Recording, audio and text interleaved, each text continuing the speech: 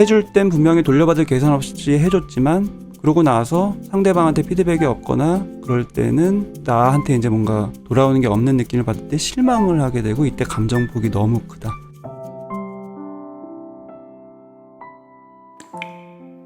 어떤 성격, 성향, 그 사람의 마음의 흐름, 행동 패턴, 그 이면의 무의식적인 어떤 프로세스, 이런 것에 섬세하게 관심이 가고 나의 마음도 그렇게 의문을 가지고 자꾸 보게 되고, 다른 사람과의 관계에서도 상대방의 마음을 또 그런 식으로 볼 수도 있고, 이런 마음의 태도, 이게 있는 사람이 있고 별로 없는 사람이 있어요. 심리적인 마음, 사이콜로지컬 마인디드니스라고 하는데, 이게 있는 거는 너무 중요해요. 특히 상담이나 이쪽 영역을 업으로 하기 위해서는 필수적인 요소죠. 근데 이런 게 별로 없는 사람도 있어요. 좀 단순하다고 해야 되나? 뭐 이걸 그렇게 복잡하게 생각해, 이렇게 여기는 분들이 있죠. 하지만 제가 단언컨대 멤버십 회원분들은 다 이런 마인드가 있습니다. 왜냐면 이런 마인드가 없으면 2시간 동안 이 라이브 못 봐요. 너무 지겹거든요. 재미도 없고 관심도 없고 무슨 얘기인지 집중도 안 되고, 공감이 별로 이렇게 머리로는 뭐 논리적인 흐름을 이해는 할 수 있을지 몰라도 이렇게 빠져드는 그 느낌이 없어요. 근데 여기 계신 분들은 그게 있기 때문에 2시간도 어떻게 보면 짧게 느끼실 수도 있고, 좀 넓게는 제 유튜브 구독자분들 자체가 이런 부분에 대한 마음의 태도가 있으신 분들이 볼 수가 있어요. 그렇지 않으면 볼 수가 없습니다. 그래서 어떻게 보면은 대중적일 수가 없어요. 심리라는 영역은. 실제로 상담을 진행하는 것도 상담을 했었을 때 효과가 어느 정도 있을 거라고 기대할 수 있는 그런 기준이 있습니다. 지능도 너무 낮으면은 좀 이해 자체가 어렵기 때문에 어려운 부분도 있지만, 특히 이런 심리적인 마인드가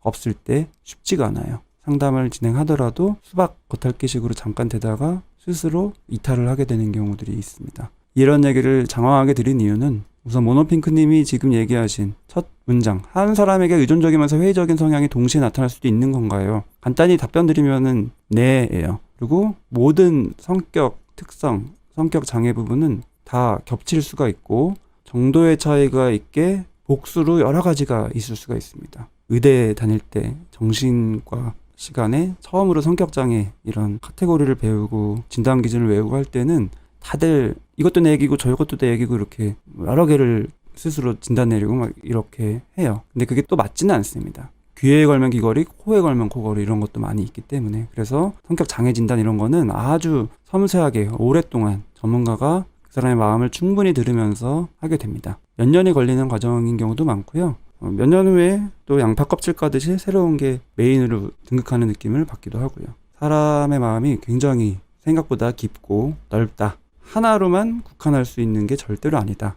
이런 얘기를 드리고 싶습니다. 제가 좀 전에 심리적 마인드 얘기 드린 거는, 주변에 이런 얘기를 언뜻 했었을 때 사람이 이상한 것 같다는 얘기를 들어서 혼란스럽다고 하셔서, 주변에는 이런 섬세한 흐름을 이해를 못 하시는 분들이 있을 수 있다라는 거예요. 그리고 이런 경험을 할 때 많이들 힘들어 하게 되는 이유가, 내가 이상한가 보다. 의존적이라는 것 자체, 회피적이라는 것 자체가 이상한 게 아니에요.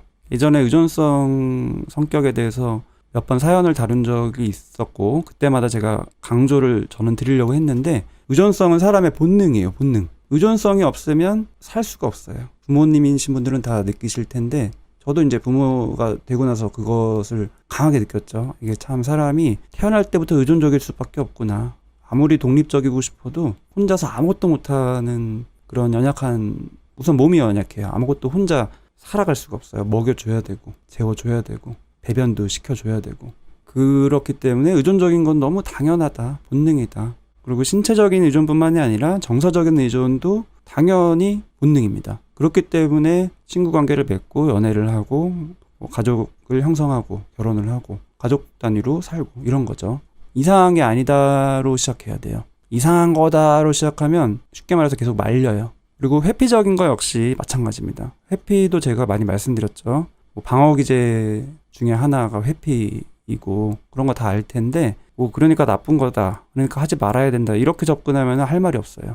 회피를 우선은 현상으로 바라보시고 그 이면에 있는 마음의 흐름을 보셔야 돼요. 회피를 하는 이유는 나를 보호하기 위한 거죠. 방어 기제라는 게. 보호하는 이유는 내가 뭔가 다쳤으니까, 상처를 받았으니까, 데미지 입었으니까. 방어하는 방법은 여러 가지가 있어요. 역공격하는 방법도 있고, 내 마음을 긍정적으로 나를 속이면서 합리화를 해서 이겨내는, 요즘 말로 이제 정신 승리하는 그런 것도 있고, 여러 가지가 있는데 그 중에서 회피를 하게 되는 거예요. 도망가는 거, 피하는 거. 그 방향은 사람마다 달라요. 그 이면에 있는 마음이 중요해요. 내가 회피하는 그 이유가 뭔가, 무슨 타격을 받았을까. 근데 의존적인 것도 그렇고 회피적인 것도 그렇고 뭐 그냥 겹칠 수 있다 이렇게만 볼 게 아니라 굉장히 관련성이 많아요. 여기 쓰신 거, 친밀감에 대한 욕구가 좀 없지 않은 편인 것 같다. 근데 이 나의 욕구를 냅두지를 못해요. 자꾸 억압하려는 느낌이 듭니다. 표현을 거의 못한다는 거. 단순히 내가 뭐 말 주변에 없어서 표현 못하는 그게 아니죠.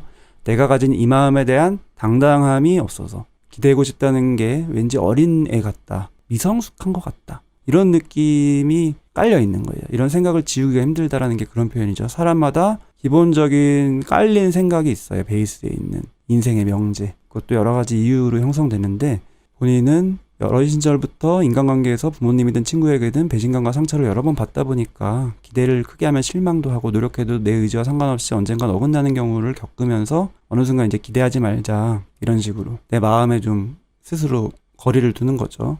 완전히 피하는 건 아니지만 마음에 미리 거리를 두고 시작하는 거죠. 나는 못 받을 수도 있다 가정하고. 하지만 완전히 피하는 건 나도 못 받고 주지도 않고 이제 거리 두고 하는 거지만, 나는 못 받더라도 상대방의 니즈가 파악되면 들어주자. 또 성향이 그런 게 잘 파악되는 성향일 수밖에 없죠. 근데 본인은 이런 식으로 나는 안 원했다라고 스스로 이제 생각을 하는데, 특히 연애 때 보면은 나도 사실은 원했던 건가? 이런 느낌. 왜냐면 안 됐을 때 실망하는 날 보면서, 해줄 땐 분명히 돌려받을 계산 없이 해줬지만 그러고 나서 상대방한테 피드백이 없거나 그럴 때는 나한테 이제 뭔가 돌아오는 게 없는 느낌을 받을 때 실망을 하게 되고, 이때 감정폭이 너무 크다. 근데 이제 이거는 1차적인 힘든 감정이고, 2차적인 힘든 감정은 이런 나 자신에 대한 자괴감. 실망했다라는 건 기대했다라는 건데 그렇게 계산적으로 나는 하는 사람인가? 순수하지 않은 건가? 이런 자괴감. 이게 글이 딴 방향으로 갔다라고 표현하셨는데 딴 방향이 아니에요. 굉장히 중요한 쭉 이어지는 흐름입니다. 사연 주신 모노핑크님이 얘기를 좀 하셔서 보겠습니다. 심리적인 마인드, 제가 그런 게 있고 특히 심리나 상담 쪽 업을 할 거라면 필수로 있어야 된다는 게 왠지 위안이 돼요. 지금은 힘들어하는 중이라 상담받고 정신과 다니는 중이지만 언젠가는 나아져서 저도 상담해주는 사람이 되고 싶거든요. 그럼요. 실제로 그런 경험 때문에 그런 진로를 설정하는 분들이 많이 있습니다. 제 주변에서는 제가 느낀 부분이나 생각을 얘기하면 뭘 그런 것까지 신경 쓰냐, 인생 참 피곤하게 산다, 좀 긍정적이고 심플해 봐라 등등의 반응을 많이 들었다. 그쵸? 그러니까 난 잘 안 하게 된다. 그런 반응 들어서 나는 잘 안 하게 된다 이거잖아요. 그 사이에 뭐가 있는 거예요.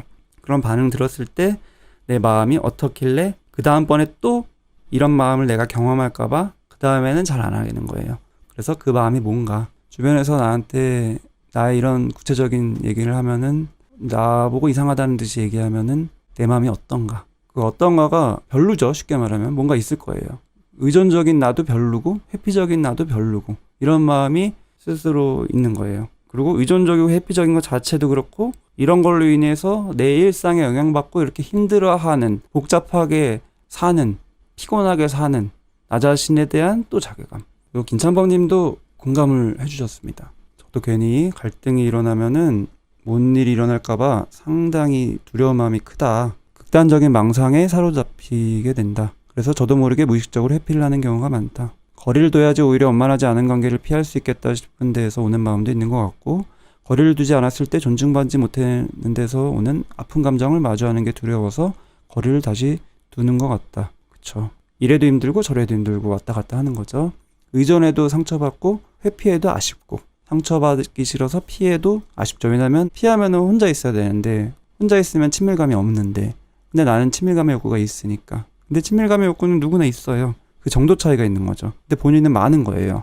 그거를 인정하고 들어가야 돼요. 근데 인정하기 싫은 느낌으로 들어가는 거죠. 의존도 마찬가지로. 나는 의존하는 게 뭔가 어린이고 미성숙한 것 같은 느낌이 있다라고 표현하셨잖아요. 그리고 뭔가 기대 안 하고 이런 것도 어떻게 보면 소극적인 회피거든요. 그러면서도 나는 이렇게 여우와 심포도에서 여우 같다, 이런 식으로 바라면서도 안 바라는 척 뭔가 스스로 나를 속이는 그 우화는 이제 합리화인데, 뭐가 진짜 내 마음이냐도 혼란스럽고, 결국에는 이렇게 사람이 순수하지가 않고 복잡하고 계산적인 건가? 계산적이라는 것 자체가 이미 본인이 이 뉘앙스에서 쓸 때는 부정적인 뉘앙스죠. 엄격한 의미에서는 모든 단어는 중립적이죠. 계산이라는 것도 당연히 필요한 경우들이 많고, 또 사람은 이 무의식적인 흐름들을 잘 보다 보면은 계산 진짜 많이 해요. 모든 친구 관계, 연애, 결혼, 모든 영역에서 나는 인정 안 하지만 무의식으로는 계산이 엄청 돌아갑니다. 그리고 그거를 나쁘다고 볼 수가 없어요. 여러 가지 이유로 무의식적인 계산들이 돌아가는 거기 때문에 그 계산이라는 거는 꼭 뭐 어떤 외적인, 경제적인 뭐 이런 계산만을 의미하는 게 아니에요. 여러 가지 마음의 흐름, 뭐 이런 거에 대한 무의식적인 상호작용에 대한 계산 이런 것도 되게 많습니다. 순수하지 않았던 건가? 이것도 마찬가지죠. 순수한 게 좋은 거, 순수하지 않은 건 나쁜 거. 근데 사람이 생각보다 제가 별로다 이 얘기 너무 많이 드려서 더 얘기 드리기가 좀 민망할 정도인데 그래도 얘기 드리는 거예요. 사람은 순수해야 된다라는 그 느낌이 있으신 거니까 계산하면 안 되고 순수해야 된다. 그게 있으니까 내가 그렇게 살면 차라리 나은데 그렇게 못 살거든요. 그러니까 오히려 자괴감이 들죠. 나는 결국 계산했던 건가? 결국 나는 순수하지 않았던 건가? 내가 잘해준 게 받으려고 잘했던 건가? 이런 식으로. 의존은 나쁜 거, 회피는 나쁜 거, 계산은 나쁜 거, 순수하지 않은 건 나쁜 거. 나 자신에 대한 잣대가 알게 모르게 높아져 있는 거예요. 다른 잣대보다도 이런 흐름, 어떤 관계에서의 잣대가 높은 거예요. 굉장히 이상적인 거죠. 의존적이지 않으면서도, 회피하지 않으면서도, 순수하면서도, 계산도 안 하면서도.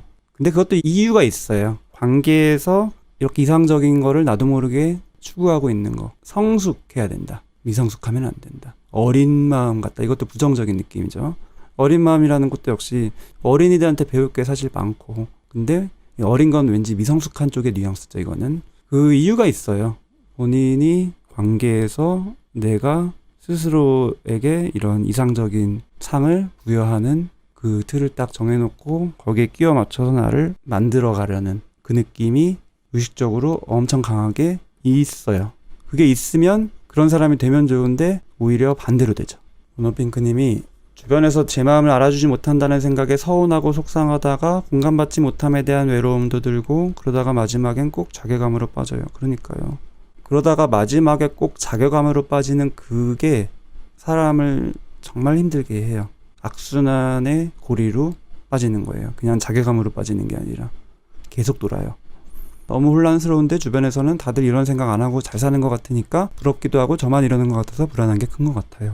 제가 낸 책 있잖아요. 광고를 너무 많이 해서 뭐 더 광고 홍보하기도 좀 그렇긴 한데 힘들어도 사람한테 너무 기대지 마세요. 이게 이 내용이 의존적인 성향, 회피적인 성향이 굉장히 많이 내용에 들어있어요. 그런 이유가 뭐냐면 관계에서 굉장히 많이 일어나는 거라서. 근데 다들 이렇게 겉으로 드러내진 않고 살아요. 속에서는 그런 고충을 엄청 느끼고 있습니다. 저는 그거를 겉에서 봐서 모르죠. 근데 내담자의 얘기를 들으면 계속 알게 되는 거죠. 그 얘기를 책으로 쓴 이유가 바로 이것 때문이에요. 자괴감 들지 말라고. 그래서 책에 대한 어떤 피드백, 리뷰 같은 거나 책 홍보 때문에 방송 같은 거 최근에 조금 많이 했는데 그거에 대한 반응을 봐도 제가 가장 보람을 느끼는 거는 바로 이게 나만 이런 줄 알았는데 나만 이런 게 아니구나라는 그 느낌이 참 위로가 되었다. 단순히 위로만 되고 끝나는 게 아니에요.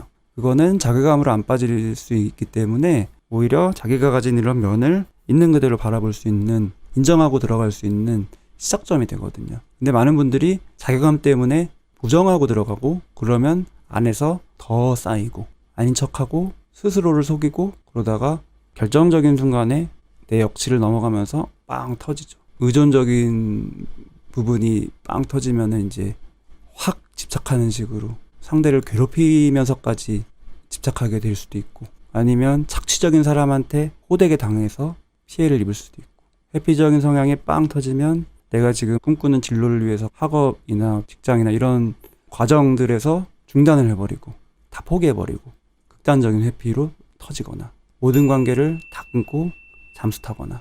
잠깐 내려가서 좋아요 한 번만 눌러주시면 저한테 도움이 많이 되고요. 다른 분들도 많이 시청을 할 수가 있는 기회가 됩니다.